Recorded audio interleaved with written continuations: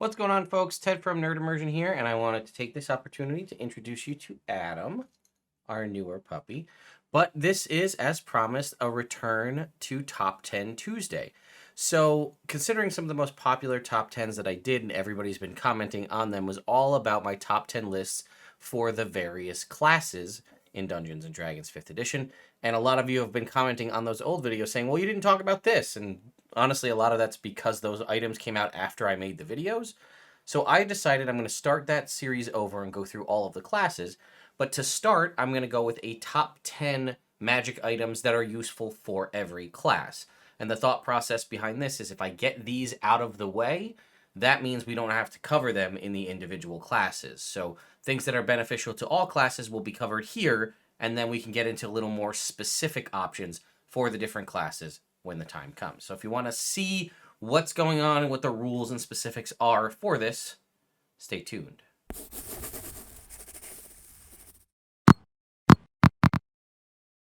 Before we dive into the specifics for today's video, though, I wanted to talk to you about the sponsor for today, a good friend of the channel, StartPlaying.Games. Now, you've heard me talk about Start Playing in the past, but perhaps you're new and you don't know who or what they are. StartPlaying.Games is something that was born out of the pandemic when all of us were locked away in our houses and couldn't get out and play D&D games, or were looking for a place to play any kind of RPG out there. And Start Playing has kind of jettisoned themselves to become the most popular and the best platform out there to sync up players and GMs across the globe. Not only did last year I found out at Gen Con that they'd paid out over $1 million in revenue just to the professional GMs they have on their site, you could find something for just about any game you could imagine, whether it be what this GIF is saying, Pathfinder, Vampire the Masquerade, Monster of the Week, D&D, whatever the case may be, it's available here, although I do have to reach out to them because the obscure Teenage Mutant Ninja Turtles RPG from Palladium Books is not listed as an option on the website, so we'll have to get that fixed. But basically, you can search for a variety of different things, find games, find players, whether it's a game that you already know, whether it's a one-shot, a beginner game, or an ongoing campaign. There are all different options there for a variety of different prices set by the various GMs that you can go ahead and then jump into if you see fit. And then again, if you are maybe that person that your players are always like, hey, you're really good at this, maybe you should try to seek out finding if you can make money as a professional GM. Well, Start Playing with a pretty simple check-in and vetting process can get you up and running as a professional GM. You set the price of your own seat, and then you're ready to go and get things rolling, and you can actually start making money on this, whether this is a side hustle that you do when you can, or possibly even transitioning into your whole full-time job, as there are several people on Start Playing who just do this as a living. You can get things like team events for your company to be run through Start Playing, and yes, while it is primarily only online, you can choose based on the DM that you pick and their mindset and how they do things. Theater of the Mind, Discord versus Zoom, Roll20, Tailspire, whatever. All sorts of GMs are out there running a variety of different games and a ton of different mediums. And really, the world is your oyster when it comes to that. All you got to do is click Find Games. And then look, these are all the games that are happening in just basically an hour and a half from now. Some of these are starting. And you can see how many seats are left in this big red banner, whether it be for things like a Battletech RPG. This one happens to be free, so you don't even have to pay to sign up to play this one. You can be doing something like Edge of the Empire, or again, you can see there's a variety of things. A lot of D&D here. But some of these are homebrew campaigns. Some of these are in third-party companies like Cobalt Press Games. Cobalt Press also runs their, so a whole thing kind of runs through Start Playing as well. And then you can go and search by the day, time, game type, age range. And I just went and checked just to see if folks were like, hey, I don't know if I really want to spend a bunch of money. We did see that there was some games there that were free, but if you search just by $5, there are a ton of options. Hey, if you really wanted to play that game, you can't find anybody to run it. Maybe you can find it here on Start Playing, jump in, see if it's even something you like, and then maybe go on to run it yourself or start running it for other people. You can also click on Find GMs if you're looking for somebody specific and want to see how their playstyle is. You can click on that person and then say, hey, I want to book this GM, or at least I want to reach out and talk to them, or see whatever games they have currently coming up. I personally also have an account here on Start Playing. And while I do have some folks that left me some awesome reviews and some games ran, I haven't really run a game on Start Playing in over a year, but I'm looking to change that, specifically to get stuff in and start setting up D&D Unearthed Arcana playtest games where you can come and playtest the Unearthed Arcana with me, and hopefully we can develop that feedback together to shape the content of the way we play Dungeons & Dragons in the future. So thank you to Start Playing for sponsoring this video. Let's talk about the rules for this top 10. I realize that sponsor ad ran a little bit long, but there's just so much to cover, so it is what it is. This is going to be, again, my top 10 magic items that are useful for any class. As such, I left some things out. Specifically, I left out things like +1 armor because, one, not every class uses armor. While yes, +1 armor is always useful, same thing with +1 weapons and, things of that nature. They're very useful all the time, but wizards can't use armor traditionally. A wizard is more than likely not going to use a sword traditionally. Again, there are instances and things that have changed here. We're also going to leave out legendary items of all kind because the chances of you acquiring a legendary item or an artifact are few and far between in the majority of games. And we're going to leave out anything that is consumable, whether that be a potion, a scroll, or some other sort of wand or magic item that has a finite use of it. Something like wands or things that have charges that come back, those are fine, but something like a Chime of Opening that has so many charges and then it's gone forever, those will not be on this list. I hope I've cleared that up for everyone. And then again, yes, it's only going to be through, I'm recording this in September 2022, so if the magic item you're trying to tell me out in the YouTube comments in the future isn't on this list, that's probably because it came out after the fact, or, well, you'll just have to deal with that going forward. Number 10. Cape of the Mountebank. This is it's lower on this list because it is only a one-time use per day. You do get it back daily at dawn. It is unfortunate that it is at dawn, so sometimes these things are once per long rest, so if you manage to take a long rest in the middle of the day, you can't get it back until the next dawn occurs. I'm not going to dive into whether or not your world has dawns, because that's a whole nother concept, but it's one-time use access to the Dimension Door spell. Now, you do leave behind a cloak, cloud of smoke and disappear, and that's really all flavor, but Dimension Door is an exceptionally useful spell, as you can see right above me here, where you basically get a one-action 500-foot teleport. It's a wonderful spell to have if anybody can gain access to it all the time, but being in a cape form and a non-attunement magic item at that allows folks that may not have access to Dimension Door, or even those that do, to get access to a freebie without having to expend a 4th or higher level spell slot. And it also has the benefit of being one of the few teleports out there that does not require you to see where you're going or even be familiar with where you're going. You can just point in a direction and say, I want to go 200 feet that way, and then you do. Or again, upward to the northwest at a 45-degree angle, 300 feet. Now, it says if you would arrive in a place already occupied by an object or creature, you and the creature traveling with you, because you can also bring a willing creature along with you, take 4d6 force damage and it fails to teleport you. So that is unfortunate, but you can also bring someone of your size category or smaller along with you, as long as they're within 5 feet. So this is a great way to close the distance in battle, to escape, to perform that heist and then leave. All sorts of great options with this spell. And again, it being a freebie and a non-attunement magic item, you really can't beat it. Number 9. The Ring of Spell Storing. Now, I know what you may be thinking, well, what if I'm not a spellcaster? Well, one of the benefits of the Ring of Spell Storing is it doesn't actually require you to be a spellcaster to utilize it. It does require attunement, but it has the benefit of using up to 5 levels worth of spells in it. So whether that's you having someone in the party when they finish a long rest, or you yourself infusing spells into it, it can, one, be a way to lessen the spellcasting load on a specific caster, whether that's me as my wizard putting in 5 shield spells into the ring, allowing me to cast shield for free 5 times, at the end of a day where maybe I wasn't doing a lot of spell casting. We can kind of get around things that way. Perhaps I am the paladin and I put a Cure Wounds or something into the spell, so now that the wizard, who has access to their ring, can now have healing, right? So any creature can cast a spell of 1st to 5th level into the ring by touching it. The spell basically gets cast, but instead of an effect going off, it is stored in the ring.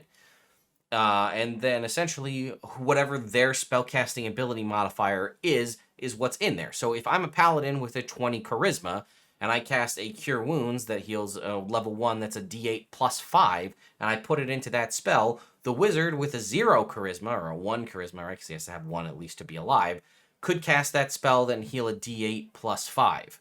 So this has the benefit again, and there's no reason that you can't mix and match, right? If I could even be the barbarian and now have access to something like healing and spirit guardians if the cleric and the druid put spells into the ring for me. Having one of these in your party or on your character will never not be a good thing in any way. Now, the reason it's also so high on this list is it does rely on there being a spellcaster around to put spells into it. But even if you, in some instance, don't have a party with spell casting of any kind, which kudos to you for being that bold in not having a spellcaster of any kind, you could go to a local temple or some sort of local magic user and use and pay for the services of having them infuse the ring with spells. More often than not, though, the party will have at least one spellcaster, even if it's only like a half caster, like a paladin or a ranger, or even a third caster, or even a race. Now that the new races have the ability to cast spells multiple times a day, could infuse, a ring with, that could be something too, right? If you have some sort of racial-based healing ability, you could put it in the ring and then have double the next day, or store it up over 5 days to store, 4 or 5 first-level Cure Wounds. If you happen to be one of the new Ardling races that has Cure Wounds, store 5 of them in there, and on day 6, you now have access to 6 Cure Wounds if need be. There's a lot of versatility with a Ring of Spell Storing, and I'm sure I only touched on some of the options, but you let me know your thoughts in the comments. Number 8. Boots of Elvenkind are a pretty quick hit one. They're uncommon, so the chances of you finding them are pretty likely.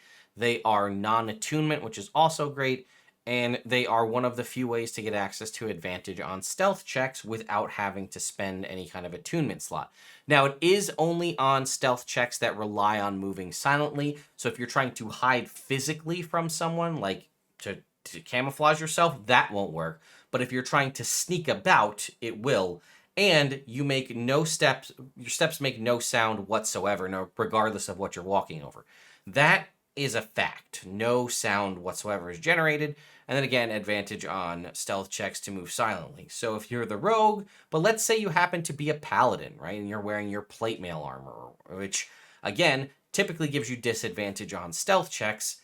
I'd say more often than not, the disadvantage on those paladin stealth checks comes from when you're trying to move silently. It's usually less of an instance of you trying to hide physically so that they can't see you. It's usually more about when you're trying to sneak into a place or out of a place in your heavy armor, and that provides it so that the Boots of Elvenkind would offset that, and it would just be a straight stealth roll. But like I said, you can't really beat this for them being uncommon, more than likely relatively cheap if your DM lets you buy them, and then again, they're non-attunement. Number 7. The Stone of Good Luck, also known as the Luckstone. This one does require attunement. It is also uncommon, but a +1 bonus to ability checks and saving throws. Boosting up your saving throws are pretty useful all the time because you never know when you're going to get hit with something that comes out of left field. Usually folks will have whatever their class is based. They'll usually have either high dex, wisdom, constitution saving throw, but not usually all 3. And there are still some instances where the intelligence, charisma, and strength saving throws come into play. This is a great way to sort of offset a potential negative stat to make you at least have a 0 roll so you're not losing anything, whatever you roll on your d20, or just boosting something up. Not to be lost also is the +1 to ability checks. Well, I think this personally excels on something like a rogue or a bard even better because of the thing like Jack of all trades. Anybody having a bonus to ability checks is useful. This could make your barbarian better at athletics checks. This will also do things like boosting up your perception to boost your passive perception for finding things like folks sneaking around. And because it is a +1 to ability checks and initiative also is an ability check, it also provides a +1 to your initiative rolls. Number 6. I don't think I really need to explain why the Amulet of Health is useful because it sets your constitution at 19. probably, unless you rolled very good stats or you have some sort of boosted ability in some way or another, having a 19 constitution is going to be a huge benefit to you or your party in some way. Having your character be alive allows them to either deal more damage, provide more healing, or at least provide a warm body for the enemies to focus on while somebody else maybe misses that hit. And that extra constitution is going to do that by giving you just about the best possible constitution score and hit points you can have, unless you have something funky like a level 20 barbarian. And let's say you happen to be wearing this Amulet of Life, and then whether it be ability score improvements or class abilities or what have you, divine boons granted from a god, that boosts your constitution up to 18 or 19, then you can always take off this necklace and give this to somebody else. Your squishy wizard is never going to be upset to have an Amulet of Health around their neck. Number 5. The Ring or Cloak of Protection. They both provide the same benefit, but because they are two separate items, they will technically be able to stack. They're both require attunement. The ring is considered rare, while the cloak is considered uncommon. So realistically, I would probably prefer the cloak, but if you're wearing another cloak of some kind, perhaps your DM won't let you stack two, but they're going to provide you a +1 bonus to your armor class and a +1 bonus to all your saving throws. This would also stack again if you had the Luckstone from the last video. Again, there is no limit in 5th edition to how many rings you can wear, so you could have 3 attunement rings on 3 fingers. It's not really a problem, whereas in older editions you had to have like slots. So it's really just whichever you prefer, the cloak or the ring. I typically tend to gravitate towards the cloak because it's uncommon, so it's more of a chance that a DM will let you have it, but if you're already wearing a cloak, perhaps the ring is your best option. Number 4. The Belt of Dwarvenkind. This is a rare attunement magic item, and similar to some of the stuff we already talked about, it provides a lot of good benefits, right? So separately from like the Amulet of Health sets your constitution score at 19, meaning it is always at 19. The Belt of Dwarvenkind just adds +2. So if you had an 18 constitution score already, this would bump it up to 20, or 16 to an 18, but it does more than just that, right? There is the roleplay-based situational but potentially useful advantage on persuasion checks made to interact with dwarves. That could be something you use all the time or not at all. And then in addition, while you're attuned, you have a 50% chance that each day at dawn you'll grow a full beard if you're capable of growing one. This has a lot of fun potential roleplay purposes here. Or a visibly thicker one if you already have a beard. And if you are not a dwarf, it gets you the following benefits. Advantage on saving throws against poison and resistance to poison damage. Poison being one of the most common damage types out there as far as elements go, so this is a big one. Dark vision up to 60 feet, a great way to get a whole bunch of stuff on top of already giving dark vision to a race that may not have it, and the ability to speak, read, and write the dwarvish language, which is also, again, a pretty awesome thing to have. My only small little nitpick is I wish it said or it extended your dark vision 64 more feet. So if you're already a race that has dark vision, that benefit is kind of lost on you. Like if you're an elf that wears a belt of Dwarvenkind, your vision is still out to 60 feet, whereas it could be potentially 120. Who knows though, right? Maybe in the playtest version of the new Dungeon Master's Guide, that language will be changed whenever we get that version. Number 3. The Absorbing Tattoo. Now, this is the first magic item on this list that is not contained in any of the basic rules of the Dungeon Master's Guide. This one comes to us from Tasha's Cauldron of Everything. And I put this one on the list because it does things similar to a lot of what the armors, right? There are things called Armor of Resistance, where you could get like an Armor of Fire Resistance, and it provides you resistance to fire damage as long as you wear that item. That does require attunement, so that's one thing, right? So we're still requiring attunement for this and that. Now, this is a very rare magic item, so it's potentially harder to gain access to. But as I said kind of at the start, Armor of Resistance is only beneficial to someone who has access to and the ability to wear armor. One, this also has the cool roleplay concept of figuring out what does the tattoo look like. Unlike real-world tattoos, it's completely unattunable, and then the tattoo disappears from your body, so you don't have to worry about possibly being branded with that tattoo forever, if that's a potential option. Could be an issue with identifying your character. but you get resistance to a damage associated with the color, which you can see it's all of the elemental damage types, right? Acid, cold, fire, force, lightning, necrotic, poison, psychic, radiant, and thunder. But it also goes a step further because it has the damage absorption ability. When you take damage of the chosen type, you can use your reaction to gain immunity to that instance of damage, and you regain a number of hit points equal to half the damage you would have taken, and that is only usable once you use that reaction. You can't do it until the next dawn. But potentially, if you're going to get blasted by some like big dragon AoE attack and like a breath weapon, and then you could just use this as a reaction to take, excuse me, no damage at all, and then heal half of the damage taken. In some instances, it might be like, I don't think you can technically fail a saving throw, but like, the dragon's gonna breathe fire at you. You just be like, ah, no, hit me, and then use it to heal yourself up. I think that could be a really cool concept, and the tattoos, again, are a relatively new magic item as they were only introduced in Tasha's Cauldron, but I think they're really cool, and I think this is one that'll be universally useful for any class that would get access to it. Number 2. The Cloak of Displacement. This rare attunement magic item provides basically a huge... This is a wonderful benefit for anybody that finds themselves consistently in melee, but it's also just a great benefit for anybody. Even, like, it's just as useful on the tanky, heavy armor, high AC, or, good dodging ability character as it is on the completely squishy character that's stuck in the back, because it basically provides to you the benefit of a displacer beast, and that you project an illusion of yourself standing right next to you. But in mechanic wise, it's causing any creature to have disadvantage on attack rolls against you.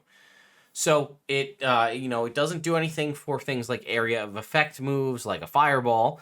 But if you take damage, the property ceases to function until the start of your next turn. So it never truly goes away. So yes, that's actually a way to get around the Cloak of Displacement. If you hit somebody with something like a fireball, the Cloak of Displacement no longer works as you took damage. It's damage of any type. But, again, attack rolls against you. So this covers melee attack rolls, this covers spell attack rolls, and it covers ranged attack rolls. Those all will have disadvantage against you.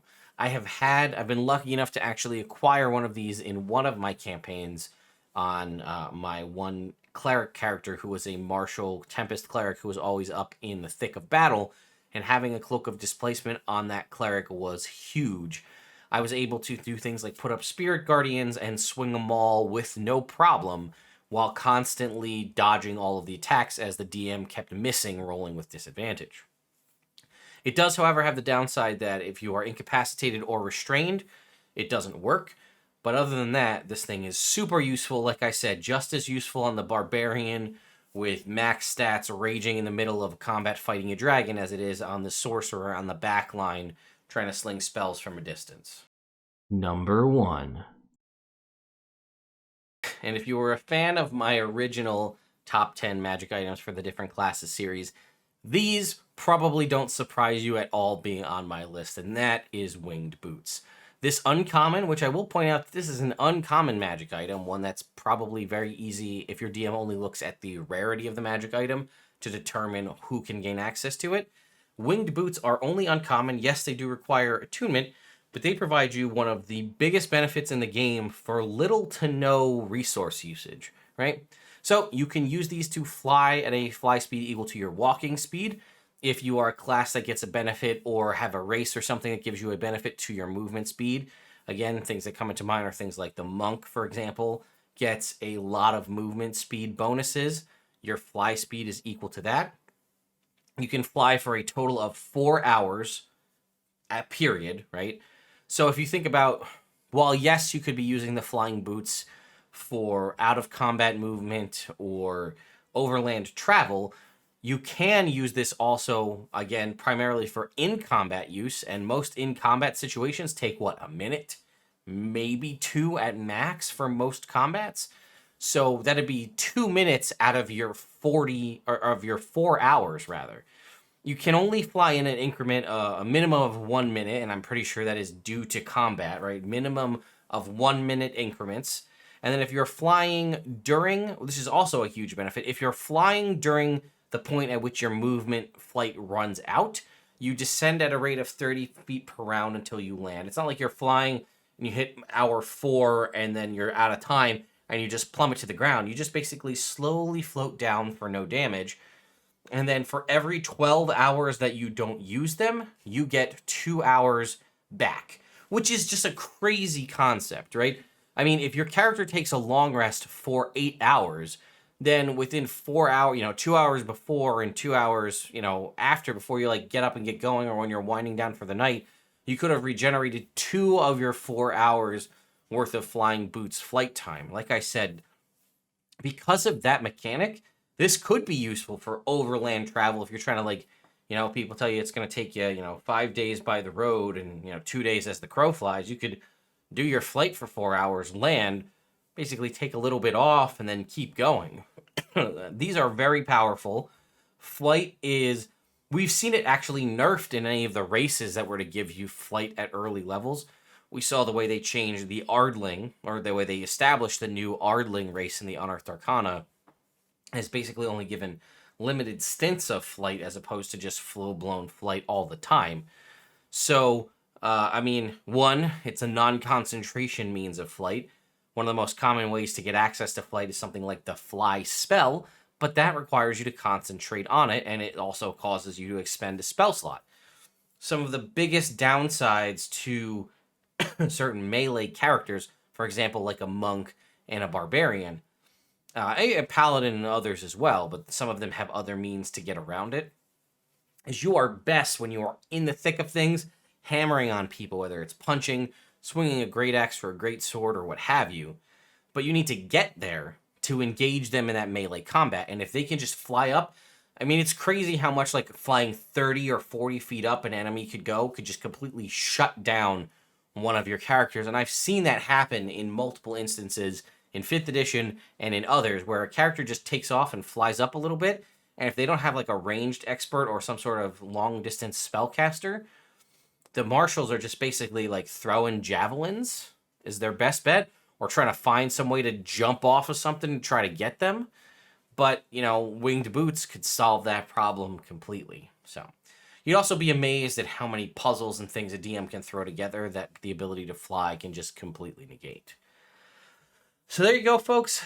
That is my top 10 magic items that will be great for any class. So as we're going to continue this going forward, we will start with the Artificer next week, and then we will continue to go through alphabetical order all the way to the end, and then at the very end of all of the existing published classes in 5th edition, we will do the Blood Hunter at the end. So starting with Artificer, Barbarian, Bard, and so on, all the way to the end of the Player's Handbook, ending with Wizard, followed by the Blood Hunter. So feel free to throw out suggestions for other top 10s outside of that when those are done, or concepts for magic items that you think are a good choice for a specific class in the description here, and then I will factor those in when I go to do my continuing top 10s in the future. Thank you to my patrons over on Patreon for continuing to support me and the channel, and I will see you all next time.